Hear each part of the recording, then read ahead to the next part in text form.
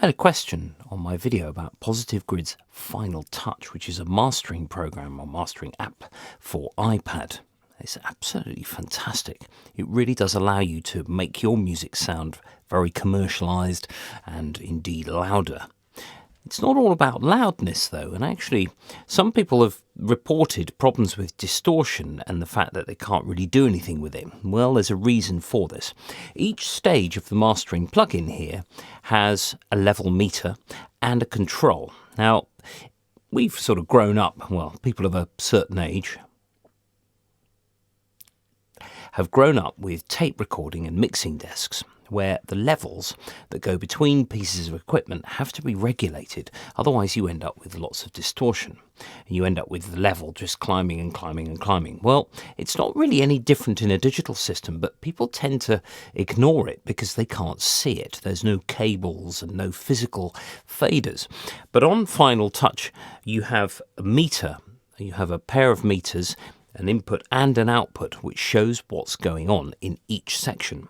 Now, I've got here a sort of an unmastered version of Pick Up the Pieces, which I did with a sax player friend of mine.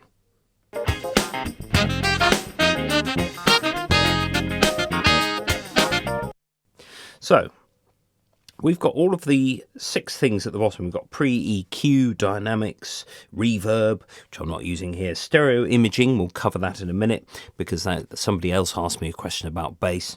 Post-EQ, and then the maximizer at the end. Now, the maximizer is the thing that people will go to first. Oh, I want to make my song sound louder. Well, it's a bit more than that. So if I go to the pre-EQ, what I've done is I've lifted to the top end ever so slightly, really the presence, around about 5 kilohertz. These settings are just bespoke to this tune. Don't copy them or do anything that you don't want to do. I've also sort of filtered, put a low-pass filter on it, so everything below about 50 hertz is cut. There's not really much happening underneath that frequency. Maybe the very lowest end of the kick drum, perhaps.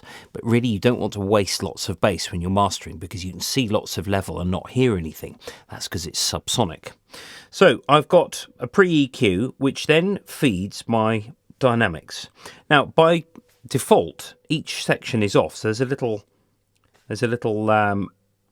standby feature on everything, and then you can tell if it's on because it's dragged into the chain, and you can do that by just dragging each box as well down into there.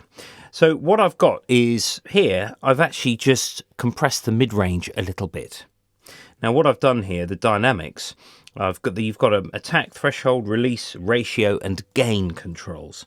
The threshold is really the first one you tweak. It's to actually set the level at which that compressor acts. And then you can play with the attack and the release. And then what happens with the gain at the end is you're making up for the amount of compression that you've applied. Compression is something where you've got loud and quiet, and you want to squash the loudness a bit so that it brings the whole thing up like that. It means you have more average level. Now, if I just play this back somewhere,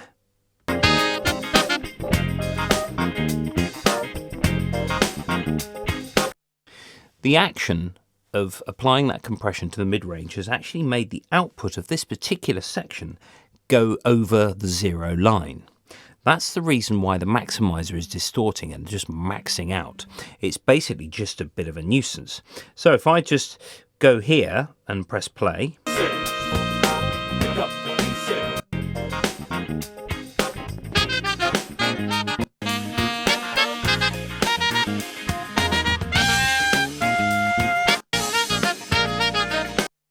I've now got an output level that is about 3 dB below maximum. You can go a bit further than that if you like, because it then gives you your maximizer, and if you're doing any post-EQing as well, of course, if you're boosting anything like I was there, don't remember putting that one on, doesn't matter. If you do any boosting with your post-EQ, of course, you're going to lift the level again. So if I do that, if I go into the mid-range and decide to boost it, making sure you drag it into the chain as well.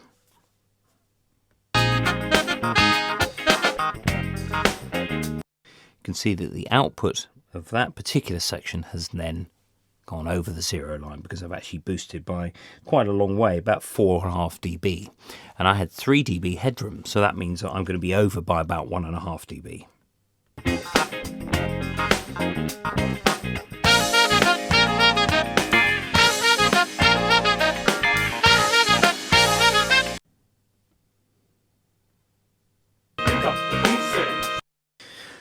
Now, just lowering that output just slightly will then allow the maximizer to do its job. We want to make this tune now basically have the same sort of level as any other commercial recordings. So really what you've done before with the dynamics and the EQing is the main thing. You're taking your mix and going, right, okay, I'm in this soul funk mid-70s genre. I want to make it sound like it. And then when you get to the maximizer, that's when you bring the overall level up to a maximum level with only brief limiting. You don't want to limit too much, and I'll demonstrate what happens if you do. So if we just go through here.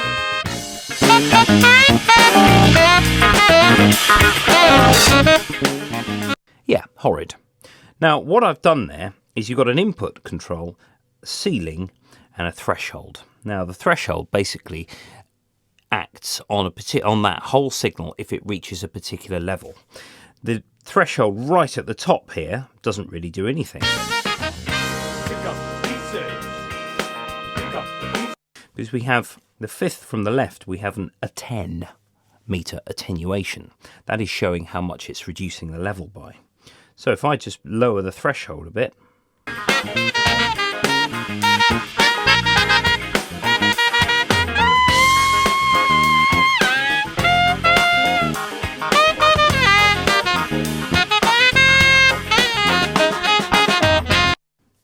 I've got a maximum attenuation of about 5 dB.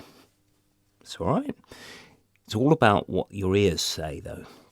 There's lots of nice, pretty pictures on this, and we don't want it to sort of detract from the job at hand.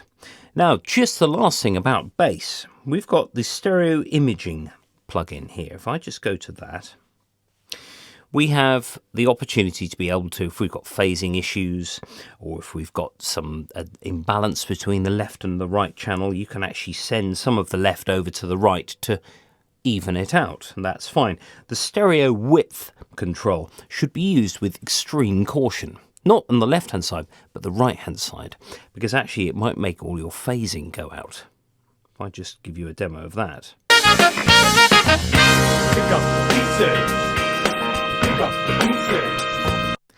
See, you know, that's not a control I would necessarily use on this because you do destroy the phasing there. Now, the one on the left, mono filter. What does that mean? What on earth is that? And this is about the bass. If you are mixing or mastering for vinyl, you want the bass to be in the middle. You want frequencies below a certain amount to be absolutely in the middle. And if you don't have that, if some frequencies are over to the left or right, the cutting stylus, the cutting diamond, can't actually do it. It can't actually do the physical job of cutting that record. This is a problem. It'll make the needle just jump out the record on playback.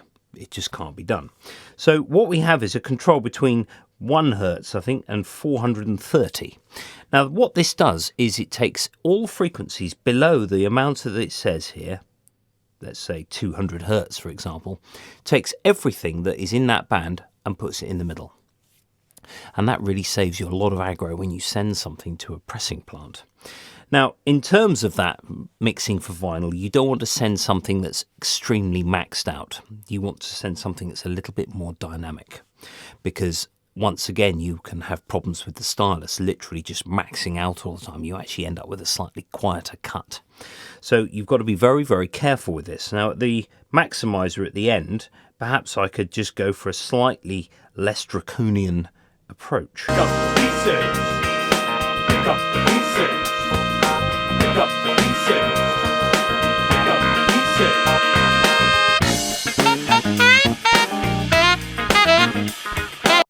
It's really the snare drum that's setting it off more than anything else. That could point to issues in the mix, perhaps. Maybe go back in and have a little play with that snare drum just to make it sit a bit better. Now, mastering, you cannot fix problems with a mix at the mastering stage. It simply cannot be done. Don't listen to anybody who says that. Oh yeah, it's be all right, when we master it, we'd be fine. Nah, the mix has got to be absolutely tip-top. Only then can you send it to something like this. Now, of course, with Final Touch, you can send the file that you've completed via email or Dropbox or file share or anything like that. And it's a hugely, hugely capable thing.